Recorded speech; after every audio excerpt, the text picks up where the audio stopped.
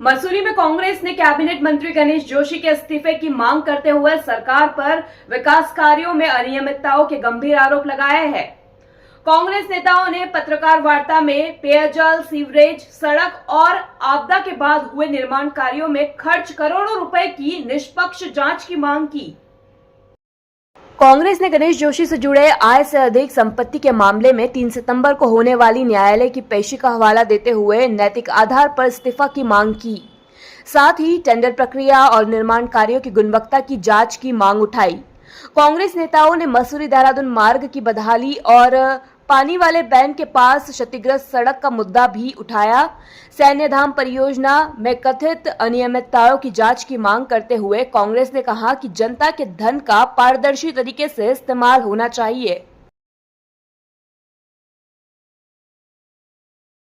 अभी तो सरकार उनकी है, केंद्र में सरकार उनकी है, यहाँ भी सरकार उनकी है, तो अभी तो बचे रहेंगे। तो मैं तो यही मुख्यमंत्री से अपील करूंगा कि आप गणेश जोशी से इस्तीफा लेके उनकी जांच कराएं आय से अधिक संपत्ति में। तो प्रमाण सहित जो है हमारे अधिवक्ता साथी ने दिया है, तो उसको अगर वो आप बचा रहे हैं तो वो भी भ्रष्ट है, और उसको अगर वो उससे इस्तीफा लेते तो हम उनकी बात करेंगे, तारीफ करेंगे। देखिए ये योजना लगभग 100 करोड़ की योजना थी जब कांग्रेस सरकार में इसमें टोकन बंद जारी हुआ था, हरीश रावत ने जारी किया था। उसके बाद ये काम बढ़ते बढ़ते 150 करोड़ के आसपास पहुँच गया। तो ये अभी कोई मतलब नया चमत्कार तो हुआ नहीं। वही जो स्टील जब उस समय आपने खरीदा होगा, जो भी पाइप आपने खरीदे होंगे, जो आपने लेबर रेट दिए होंगे उस समय के दिए होंगे, तो ये पैसे कहाँ गए थे, इसलिए बढ़ाए, किसने बढ़ाए? ये इस तरह के काम जो है ये सरकार में रह के अधिकारियों को दबाव में लेके काम करती है। और जो उसमें पानी की योजना में जो टैंक बनने थे, ये बनने थे, कुछ नहीं बने। मसूरी को पूरा पानी नहीं मिला। तो ये कहीं ना कहीं उसमें टैंक भी शामिल थे। अभी तो सिर्फ पाइपलाइन बिछी है, उस योजना में टैंक भी बने थे तो नहीं बने। तो इसका मतलब भ्रष्टाचार तो हुआ ही है, क्योंकि जब 1 रुपया किसी चीज की लागत है और फिर 1.5 रुपया हो गई, उसके बाद भी काम पुराना हो, फिर सोचिए आप तो सो गया है, अब कोई नहीं है, वो काम कर रहे हैं, पार्टी के साथ जुड़े हैं, उनको भी अपना भविष्य नजर आ रहा है। अब ऐसा कोई स्लीपर सेल नहीं है, सब अपने जगह काम कर रहे हैं और पार्टी के लिए काम करेंगे। ये मैं इसीलिए मेरा कहना ये है कि जो विभाग के इंजीनियर है वो इतने दबाव में है मंत्री जी के कि वो जैसा बोलते हैं, वो रात को दिन बोलते हैं, दिन बोलने लगाते हैं, वो जैसे बोलते हैं वैसे करते हैं। सरकारी कर्मचारी जनता का नौकर होता है, न कि किसी भी पार्टी का। तो उन्होंने अपनी जिम्मेदारी को बखूबी नहीं निभाया और उनके दबाव में आके काम किया है, अपने उनके ठेकेदारों को काम दिया है। कोई टेंडर प्रक्रिया जैसे भी निकलती होगी, चोरी छिपे बैक डोर से कैसे निकलती है, उनके ही ठेकेदार, टोटल ठेकेदार भारतीय जनता पार्टी के ठेकेदार है। मसूरी विधानसभा में एक भी ठेकेदार जो कांग्रेस समय में काम करते थे, उनके समय कांग्रेस समय तो बीजेपी काम भी करते हैं और कांग्रेस के लोग भी काम करते थे और अन्य लोग भी काम करते हैं। आज केवल बीजेपी के ठेकेदार हैं, चाहे 1 रुपये का काम है, चाहे 1 करोड़ का काम है, चाहे 100 करोड़ का काम है। तो बंदर बांट तो हो रही है, इस पर दबाव की राजनीति चल रही है।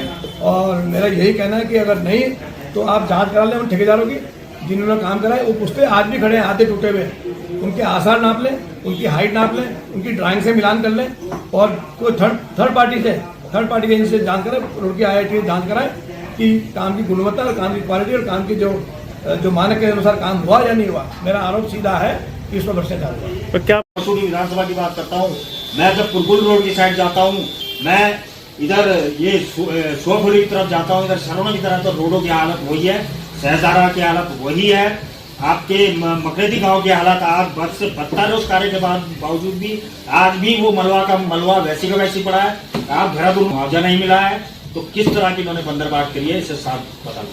जनता के पास जीतेगी जब कांग्रेस एक होगी। कांग्रेस के 4 चेहरे, अनिल गुप्ता, सोनिया आनंद, सुशांत बोरा और उपेंद्र ठाकुर, चारों के 4 दूसरे के खिलाफ नहीं करते हुए देखी ना एक साथ कभी उसके खिलाफ हो अल्लाह देखा। आज आप कर रहे हैं तो इनको पूरा अपने कमांड में ले रखा है, क्योंकि दिल्ली में इनकी सरकार है, भ्रष्ट सरकार है। उस सरकार के नियंत्रण सारे IRS, UPS जो भी सारे अधिकारी हैं, टोटल इनके नियंत्रण में है। और वो जो है इनसे अपनी जान बचा नहीं पाते और कहीं ना कहीं जो है दबाव में आके काम करते हैं। उसका परिणाम है कि वो उसका उद्घाटन भी कर ले, तो लेकिन है तो भ्रष्टाचार का तो भी है। 27 कैसे जीतेंगे जब सारा गणेश जी को टिकट मिले, किसी को मिले, जिसको भी टिकट मिलेगा उसका हाथ नाम रखता है। अभी आपने बोला कि काम हो गया मसूरी में सारे पार्किंग हो, सड़कें हो, जितने भी पानी की लाइट, पीने के पानी की लाइट हो, जो भी चीजें दी है मसूरी पे कांग्रेस ने दी है। मेरे ख्याल से गणेश जोशी ने कोई या भारतीय जनता सरकार ने कोई काम ऐसा नहीं है जो गिनाया जा सके। और तो ये चीजें हैं, तो जो काम वो कर रहे हैं, जो अभी देवी आपदा का पैसा आया इसकी बंदर मार्च जो है उन्होंने कैसे करी है, उन्होंने मुख्यमंत्री ने लिखकर करी है। बंदर मार्च कैसे करी है कि जो पैसा आया वो सड़कों पर होना चाहिए था, जहाँ टूट फूट वहाँ आना चाहिए था। उन्होंने उस पैसे को किसी तरह स्रोत से सस्ता बना के जो इन्होंने समूह बना के उसमें जो है इन्होंने अपने कार्यकर्ताओं को जो है 4-4 लाख, 3-3 लाख, 2-2 लाख, 1.5 लाख रुपए का बांटे हैं और करोड़ों रुपया मसूरी विधानसभा और मुख्यमंत्री की ओर से बटे हैं।